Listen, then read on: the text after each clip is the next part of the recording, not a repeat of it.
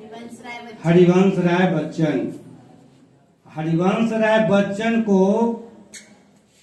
आप एक कवि के अलावे किस रूप में जानते हैं? अमिताभ बच्चन के फादर के रूप में। तो निश्चित रूप से अमिताभ बच्चन का जितना सिनेमा आया है वो देखने में काफी मनोरंजक रहा है ना। तो उससे जिसके बेटा का सिनेमा उतना बढ़िया होगा तो उसका बाप कैसा होगा? उसका बाप भी कमाल का होगा। तो ये हरिवंश राय बच्चन भी कमाल के कवि थे और उन्होंने आ रही रवि की सवारी कविताएं लिखी। हरिवंश राय बच्चन जीवन दर्शन के कवि थे। उन्होंने जीवन की सत्यता को बतलाया और उसके लिए उन्होंने प्रकृति का मानविकीकरण किया। प्रकृति के मानविकीकरण का मतलब कि हम मनुष्य की तरह उसको हम उसके आचरण को दिखलाएंगे। जैसे हम सब मंदिर में जाते हैं, भगवान को भोग लगाते हैं, उनको पानी पिलाते हैं, लेकिन जो कुछ भी करते हैं सब अपने खा जाते हैं ना। भगवान कुछ नहीं खाते हैं। तो यहाँ पर क्या किया था हमने? भगवान को ठग दिया था क्या? नहीं, हमने उस पत्थर रूपी भगवान में हमने उनकी जिंदगी को देखा। हमने अपने तरह उनके साथ आचरण किया था कि मैं जिस तरह खाता हूँ पीता हूँ ठीक उसी तरह उनको हम खिलाएंगे पिलाएंगे। तो यही हुआ प्रकृति का मानविकीकरण। हरिवंश राय बच्चन ने प्रकृति में जो सूर्योदय होने की क्रिया है और उस सूर्योदय होने पर प्रकृति में जो भी परिवर्तन होते हैं उसको इस कविता के माध्यम से उन्होंने बतलाने का प्रयास किया है। एक कविता जो है आ रही रवि की सवारी, उनकी प्रसिद्ध कीर्ति निशा निमंत्रण से ली गई है। यानी उनका वह निशा निमंत्रण कविता का संकलन है जिसमें यह कविता भी संकलित है। एक कविता उन्होंने क्यों लिखी थी, यह भी एक हिंदी साहित्य में चर्चा का विषय है कि उनकी पत्नी जब मर गई थी तो वो काफी अवसाद में चले गए थे। उनकी पहली पत्नी का नाम श्यामा देवी था। वो मर गई और ये काफी अवसाद में चले गए और साहित्यिक रचनाओं से वे विमुख हो गए।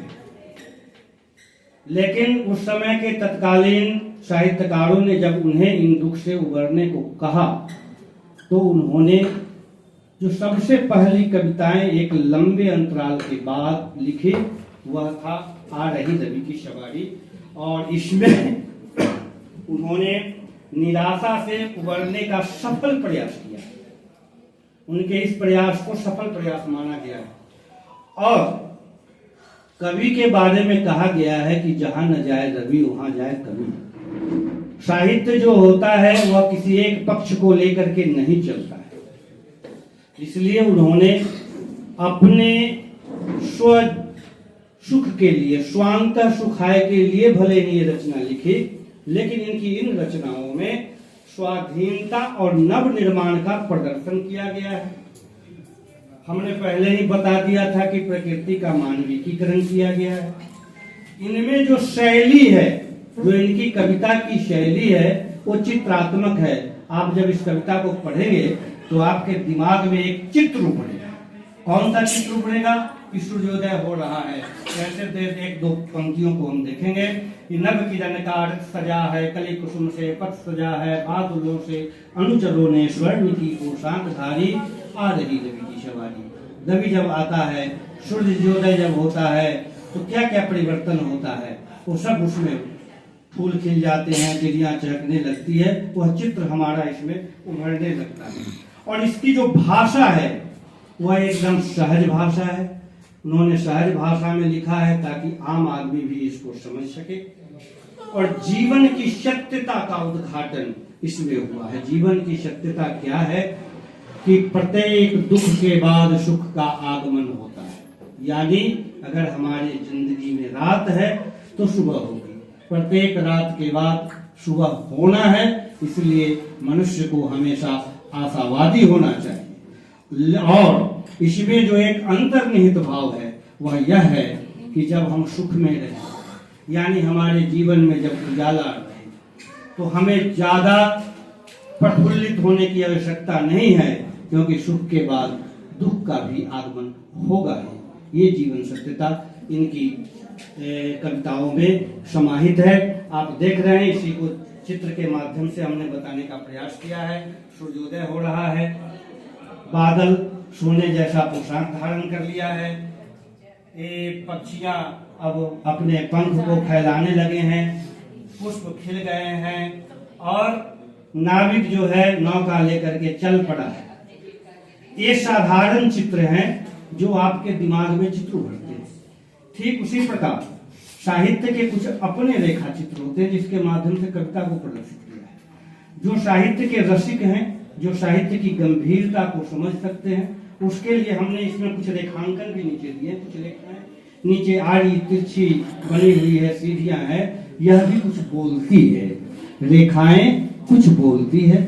हमने इसके माध्यम से इसे भी दिखाने का प्रयास किया। प्यारे बच्चों, आप जब हिंदी की कोई भी पत्र पत्रिकाओं को अगर पलटेंगे तो आप देखेंगे, चाहे वो कविता हो, कहानी हो, जो भी हो, संस्मरण हो, तो उसमें कुछ रेखाएं होती है, रेखा चित्र से सुसज्जित किया जाता है।